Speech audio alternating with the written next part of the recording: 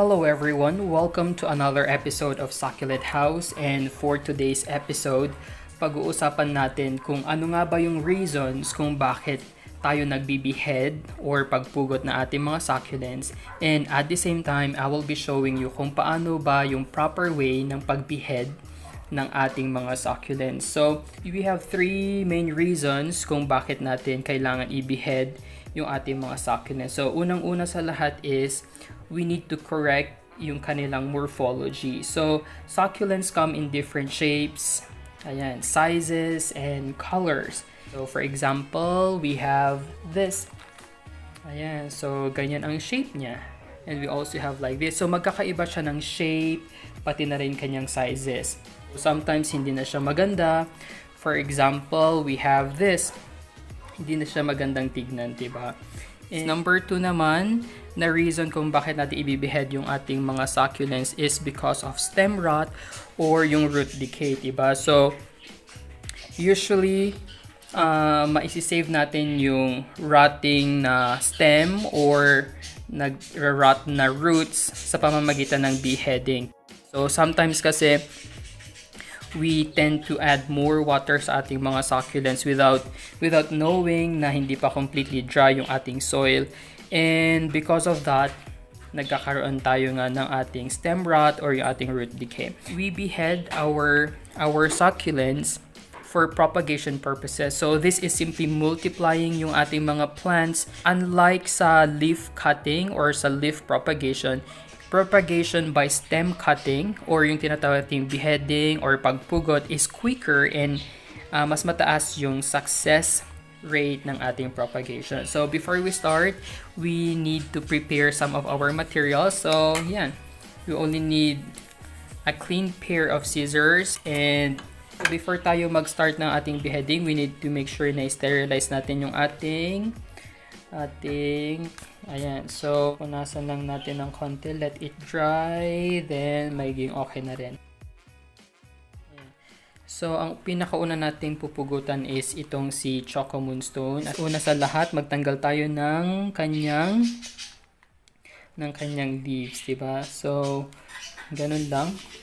Ika-cut natin siya dito sa part na to. And if ika-cut natin siya, we need to avoid yung multiple na cuts and yung diagonal cuts na pag ganun, diba? So we have to make sure na precise yung ating pag-cut, perpendicular.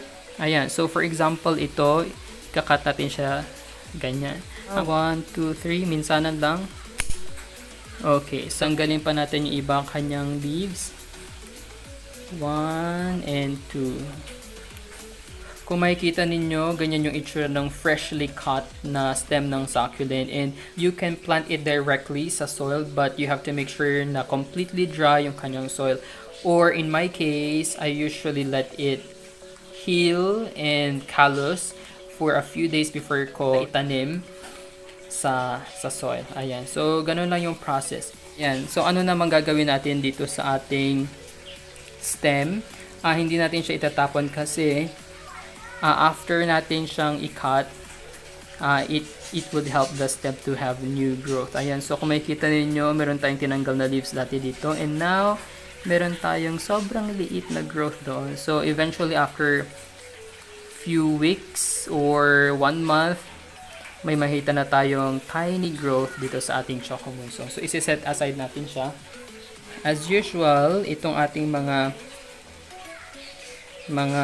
leaves is isi-set aside rin natin siya kasi pwede natin siyang gamitin for propagation. Banana. So, same process.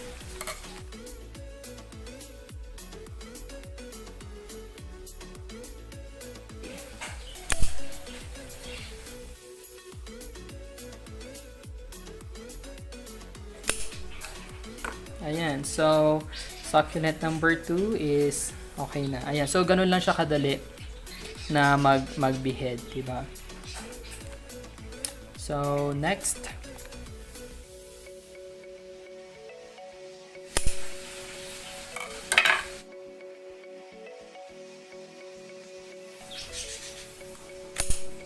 Ayan. So, ganun dapat. Clean cut. Hindi yung paisa-isa or dalawa or patatlo, diba? Kasi pag gano'n ang ginawa nyo, baka hindi maging successful yung ating propagation.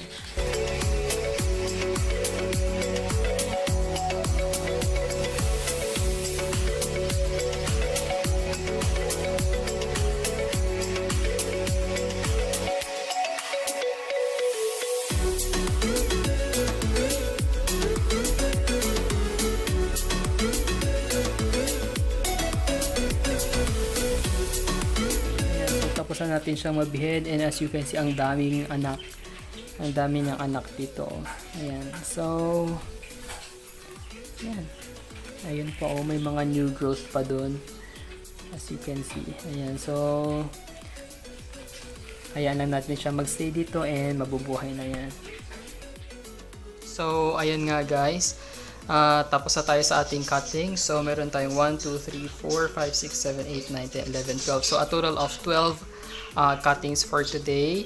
Hintayin lang natin na yung cuttings natin is mag-dry and magkalos before natin siya itanim. And to avoid na mabulok siya at magkaroon ng bacterial infection, ilalagay natin siya sa dry area with indirect sunlight.